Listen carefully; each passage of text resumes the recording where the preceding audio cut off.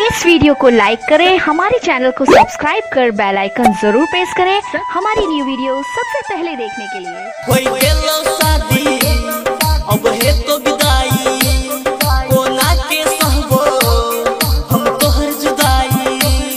होई गेलो शादी अब है तो विदाई, कोना के सहबो हम तोहर जुदाई।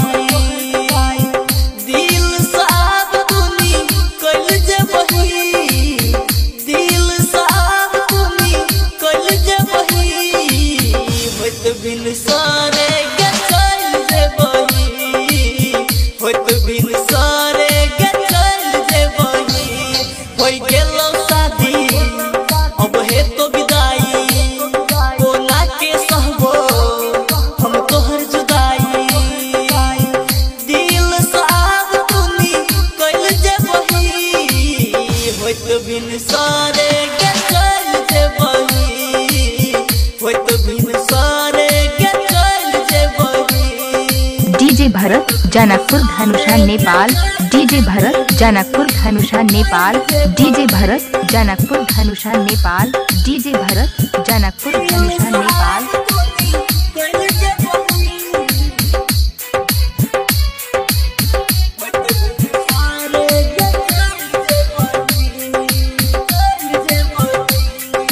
बचपन के छेले तू साथी, कहने छेले करब शादी। बचपन के छेले तू साथी, कहने छेले करब शादी। दिल के तोर हमर भूल जेबही, होत बिन सारे के चल जेबही, होत बिन सारे के चल जेबही। होई गेलो शादी अब है तो विदाई, कोना के सहबो हम तोहर जुदाई। दिल साफ तुनी कल जेबही, होत बिन सारे के चल जेबही, होत बिन सारे के चल जेबही। डीजे भरत जनकपुर धनुषा नेपाल, डीजे भरत जनकपुर धनुषा नेपाल, डीजे भरत जनकपुर धनुषा नेपाल, डीजे भरत जनकपुर धनुषा नेपाल।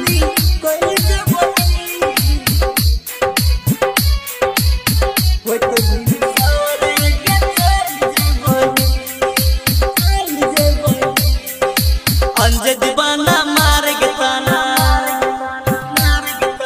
हमरा तू का दिल बेगाना। अंज दीवाना मार के ताना, हमरा तू का दिल बेगाना। याद हमें वो जब धोखा के बही, होत बिन सारे के चल जेबही, होत बिन सारे के चल जेबही। होई गेलो शादी अब है तो विदाई, कोना के सहबो हम तोहर जुदाई। Mix by Bharat Das Janakpur Dhanusha Nepal, mix by Bharat Das Janakpur Dhanusha Nepal, mix by Bharat Das Janakpur Dhanusha Nepal, mix by Bharat Das Janakpur Dhanusha Nepal. अच्छा सुनो, सब्सक्राइब करते वक्त ना घंटी बजा देना, ताकि जब मैं ऑनलाइन आऊँ तो तुम्हारे फोन की भी घंटी बजे।